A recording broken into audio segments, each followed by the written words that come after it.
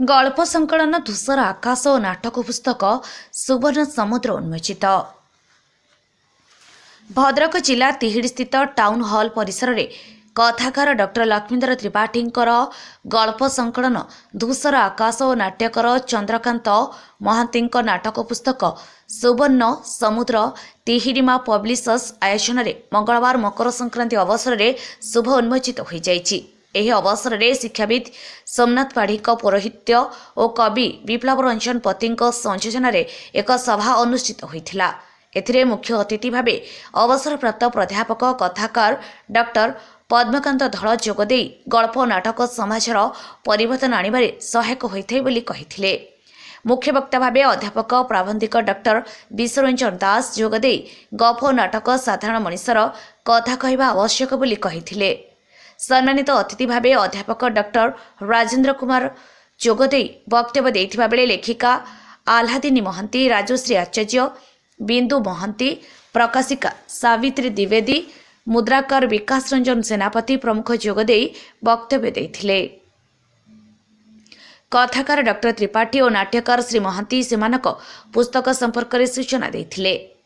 कंठशिल्पी पंचानन दत्त और तांको सहयोगी माने बंद उत्कल चंडी परिवेशन करथिबा बेले साहित्यिक विभूतिभूषण सेनापति बेदाफटा करथिले।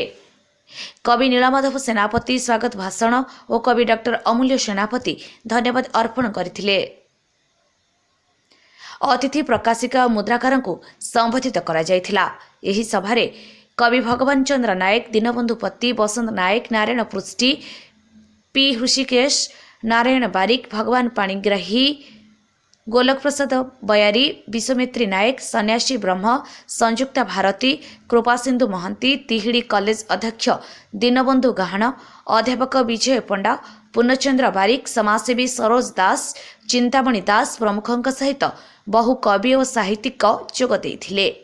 समाजसेवी धीरेन्द्र साहू, मनोज सेनापति, नारायण पाढ़ी, कवि मनोज पाणिग्राही, विस्मय बिहारी साहू, निरंजन बारिक, जजाति केसरी दास प्रमुखों समेत भवेश त्रिपाठी, कल्पिता त्रिपाठी, राजकिशोर मिश्र, मकरधर मिश्र, मृत्युंजय त्रिपाठी, रवींद्र त्रिपाठी कार्यक्रम परिचालन में सहयोग करथिले।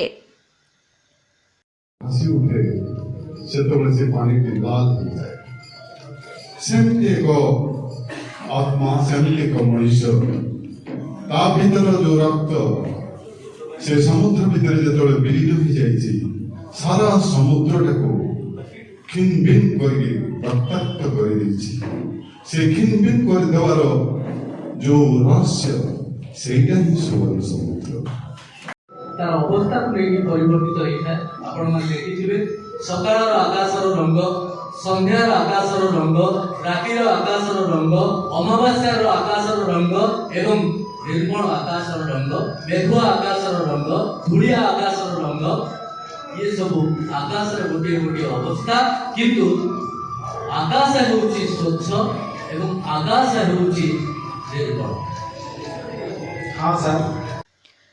भद्रक तिहिटुरु विभूतिभूषण ग्रहचार्यଙ୍କ रिपोर्ट अपराह्न लाइव।